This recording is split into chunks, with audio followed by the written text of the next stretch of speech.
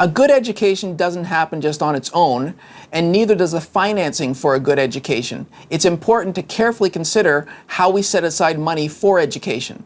The most common place we hear about for education saving is the Registered Education Savings Plan. It allows parents, usually parents, to set aside the money for their children and possibly get government money contributed in. You'd have tax sheltering on the plan, and the taxation of the income is in the hands of the child as student when the money is needed. It's also possible to set up in-trust accounts, which can be particularly effective where you're going to generate capital gains, which again will be taxed in the hands of that child student. When it comes around to filing taxes, there are some common deductions that are available, like the textbook amount, as well as the education amount, which is based on the amount of time that you're in school, and also potentially moving expenses.